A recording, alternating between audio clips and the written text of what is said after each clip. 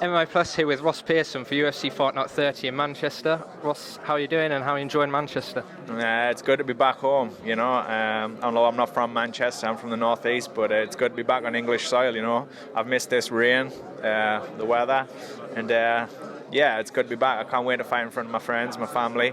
Everyone's come down to support us, and yeah, the Barmy Army's going to go crazy Saturday night. Is this weather something that gives an advantage to the British fighters? I don't know if it's an advantage or a disadvantage. I've been in San Diego for the last 8 weeks, so it's kind of, we're both in the same area, you know. I'm used to San Diego climate, he's used to Florida climate, and I mean, I've grew up with this. I know what it's like. It's my hometown, but yeah, there's definitely a home field advantage. The weather does suck. I don't know how that affects Melvin himself, but yeah, I'm used to it.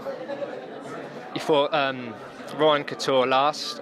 You're back to, no disrespect to Ryan, but maybe more dangerous opponents now. What do you think of Melvin Guillard going into this fight? It's quite an exciting prospect. Yeah, like you said, he's a more dangerous opponent. There's areas where I've got to keep my guard up, you know. I can't switch off for 1 second. With this fight, I've got to be fully focused. And just take the fight to him, you know, not do anything stupid, not overreact to anything, not give away anything, because he's one of them opponents. If he sees an opening or if he catches you, he goes in for the kill, you know. He's very dangerous. He has you hurt, he has you finished, you know. So I got to go in there and I got to take the fight to him. I got to show him that he's in my backyard, he's fighting in my country, you know, and I'm the leader in there, and that's the way the fight's going to go down. Melvin's had some ups and downs. You can never quite be sure which Melvin is going to turn up on fight night. Is that something you've considered, or do you just expect the best of him? I expect the best fighter to turn up. I expect to be fighting the world champion right now. I'm prepared with world champions. I'm prepared like a world champion, and I'm prepared as if I am a world champion, you know.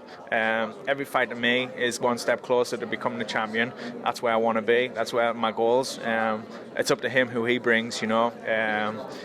The thing about Melvin is, don't matter who it is, what style it is, anytime he brings a fight, he's a natural fighter, and that's always a dangerous type of guy, you know. And like I said, I got to be on my toes, I got to be ready, and I got to stick to the game plan. And you've looked perfectly comfortable since your return to lightweight. You just enjoy it here a lot more, don't you? Yeah, I like being a little bit fatter. Yeah, 55 is a lot more happy place for me. I feel a lot more comfortable. I enjoy the sport. I love it. Back here in 55, it's just my natural weight class. Although I'm not the biggest guy in the division, I'd rather be average size but fighting on 100%, you know, than be the biggest guy and fighting on 30%. So it's just better all around for me to be here. We've noticed on Instagram you've got a bit of an obsession with trainers. Would you agree with that?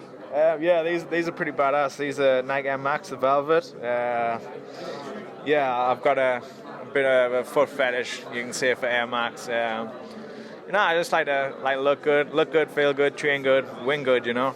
You got the best sneaker collection in UFC? Yeah, no, I'll match anyone for a sneaker collection without a doubt, yeah. Thanks a lot and best of luck for the weekend. This is MMAPLUS at UFC Fight Night 30.